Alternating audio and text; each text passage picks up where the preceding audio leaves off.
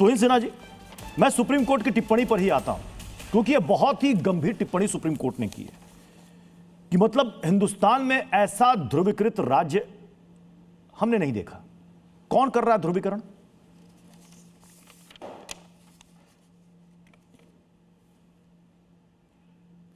Sir आपकी आवाज नहीं आ रही, आप जरा अनम्यूट कर दीजिए, अनम्यूट कर दीजिए। नमस्ते नमस्ते प्रत्युषी, सबको नमस्ते। देखिए, जैसा आपको पता है 12 कुल मिलाकर 12 स्टेट्स में एक साथ एसआईआर की प्रक्रिया संपन्न हुई, जिसमें कि 2 चुनावी राज्य भी हैं और ऐसे राज्य जिसमें बीजेपी शासित राज्य जो नहीं है, तमिलनाडु और केरल। तो बंगाल में ही ये सारी समस्या पिछले 4 महीनों से क्यों आ रही है? इसका सीधा जवाब है कि टीएमसी को प्रॉब्लम है, बंगाल की जनता को एसआईआर से कोई प्रॉब्लम नहीं है, केवल और केवल टीएमसी को प्रॉब्लम है। और अब तक तो वो बंगाल की गरीब जनता पर प्रहार कर रही थी, आतंक, अपना दहशतगर्दी कर रही थी, लेकिन अब न्यायिक ऑफिसर को भी अब टीएमसी नहीं बख्श रही है। और ये प्रेरणा, इस गलत काम की प्रेरणा और किसी से नहीं, केवल और केवल ममता बनर्जी से ही मिल रही है इनके कार्यकर्ताओं को। मैं आपको उदाहरण दे रहा हूं, जनवरी में जब ईडी ने आईपैक के ऑफिस में रेड मारा था, तो उसको रुकवाने के लिए जब टीएमसी ने केस किया था, तो उस वक्त पूरे कोर्ट में टीएमसी के कार्डर्स भर गए थे। क्या कभी ऐसा पहले हुआ है कि जुडिशरी को इंटिमिडेट करने का इस तरह से प्रयास हुआ है?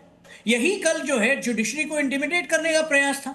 मालदा में कई घंटों तक, मेरे ख्याल से 12-14 घंटे तक जो है 7 जुडिशियल ऑफिसर्स, जिसमें महिलाएं शामिल हैं, उनको अपने गिरफ्त में रखा गया था ताकि एसआईआर की प्रक्रिया पूरी ना हो सके और फिर वो केंद्र सरकार को ब्लेम कर सके। तो मुझे लगता है कि ममता बनर्जी की पार्टी जो है वो स्वाभाविक तौर पर डेमोक्रेसी के लिए अनफिट है और आधुनिक डेमोक्रेसी में वो रहने लायक ही नहीं है, उठने बैठने के लायक ये लोग नहीं है। और ये अब आने वाले चुनाव में सिद्ध होने वाला है। सोफिया खान टीएमसी से हमारे साथ इस वक्त जुड़ चुकी हैं। सोफिया खान जी, ये जो वहां पर टीम अपने काम में लगी है, या जो ये काम कर रही है केंद्रीय एजेंसी की टीम तो नहीं है, ये कोर्ट ने उनको नियुक्त वहां पर किया है। अब आप उन पर भी भरोसा नहीं करेंगे?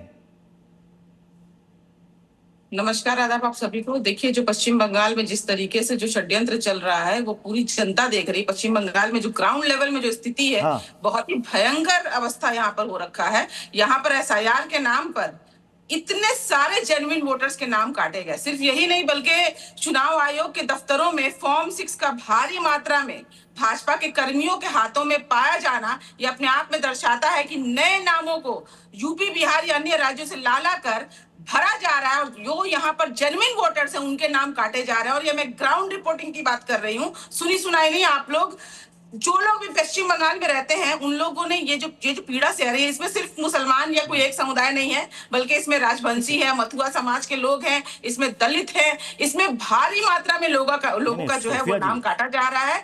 और सिर्फ नहीं,